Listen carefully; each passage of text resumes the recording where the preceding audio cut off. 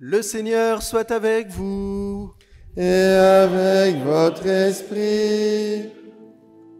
Évangile de Jésus-Christ selon saint Matthieu. Gloire à toi, Seigneur.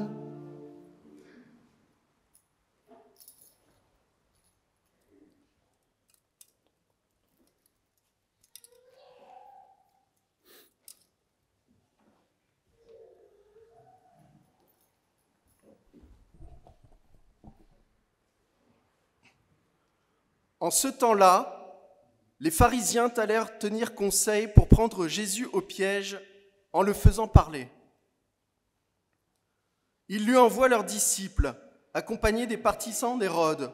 « Maître, lui disent-ils, nous le savons, tu es toujours vrai et tu enseignes le chemin de Dieu en vérité. Tu ne te laisses influencer par personne, car ce n'est pas selon l'apparence que tu considères les gens. Alors, donne-nous ton avis. Est-il permis, oui ou non, de payer l'impôt à César l'empereur ?»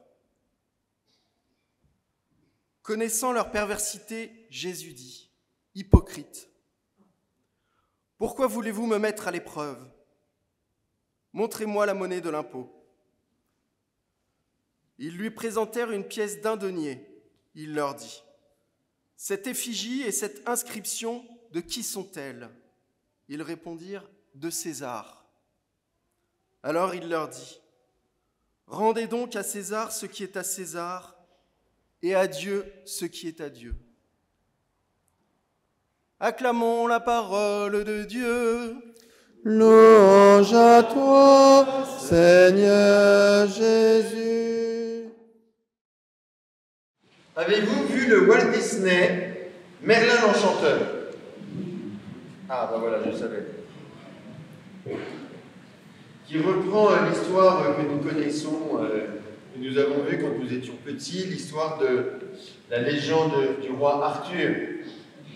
Arthur est un petit gamin, voilà, qui découvre un jour, en extirpant l'épée Excalibur de son enclume, là, de son support, il prend conscience que il est choisi.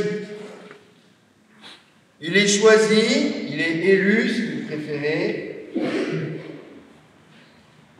Il ne sait pas bien par qui, mais en tout cas, il est choisi, ça c'est sûr. Et en recevant l'épée Excalibur, il reçoit à la fois une mission et en même temps la capacité à réaliser cette mission. Et bien en fait, c'est à peu près ce qui arrive à Cyrus. Cyrus, comme nous l'avons entendu dans la première lecture, il est choisi par quelqu'un qu'il ne connaît pas. Et il lui donne la puissance pour réaliser la mission que ce quelqu'un lui confie, c'est-à-dire de proclamer qu'il y a un seul Dieu parmi toutes les nations. Et c'est évidemment, nous dit saint Paul, ce qui nous arrive à nous depuis 2000 ans.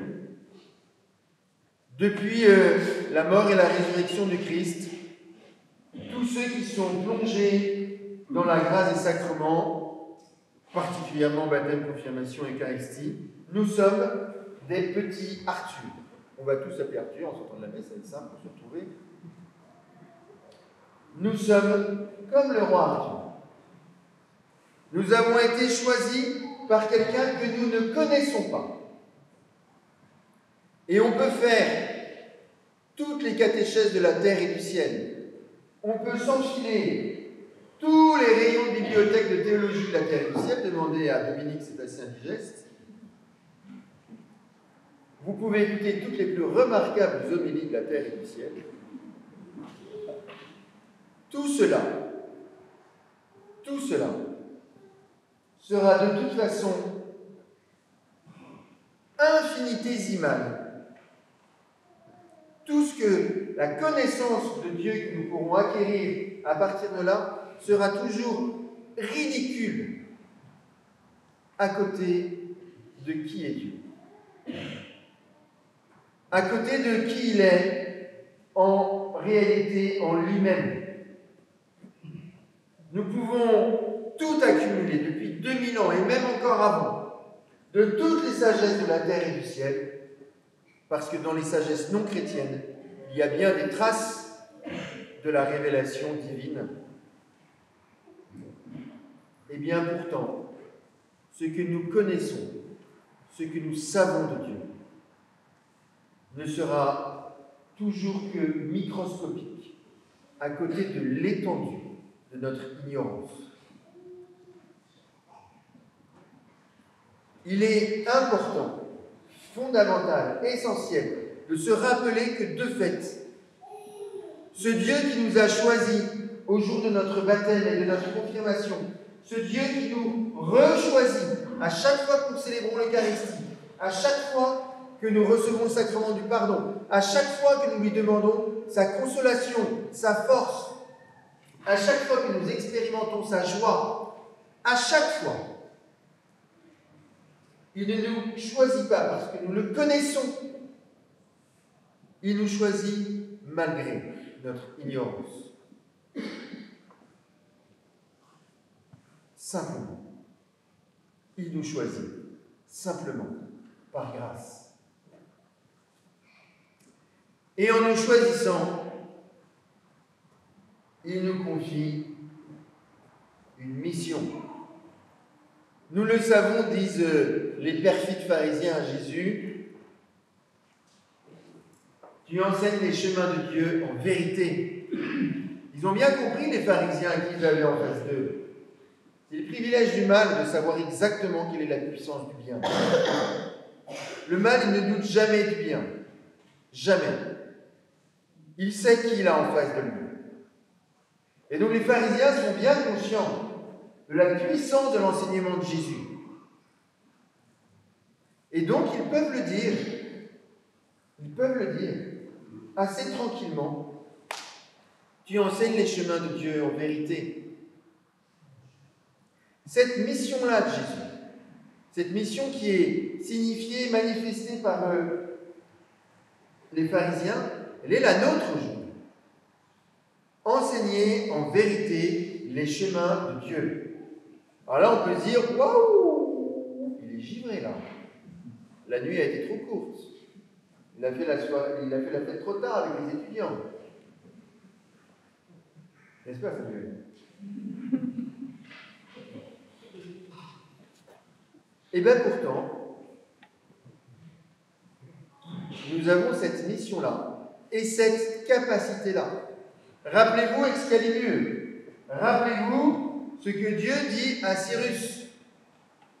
Je te donne la puissance. Rappelez-vous ce que saint Paul dit dans la deuxième lecture. Vous avez été choisis pour pouvoir proclamer dans la puissance de l'Esprit Saint la parole de Dieu. Ne se contente pas de nous envoyer au casse-pipe, même si on peut en avoir l'impression parfois, mais parce que nous doutons de la puissance de l'Excalibur qu'il nous a donné, qui est bien plus efficace. Sa grâce dans le baptême et dans l'Eucharistie, sa grâce dans les sacrements. Nous sommes choisis pour annoncer en vérité les chemins de Dieu. Et nous avons la puissance de le faire. Nous avons l'espérance pour ceux qui désespèrent. Nous avons la miséricorde pour ceux qui culpabilisent. Nous avons la joie pour ceux qui sont dans la tristesse. Nous avons le pardon pour ceux qui sont dans la division. Que nous faut-il de plus? Alors,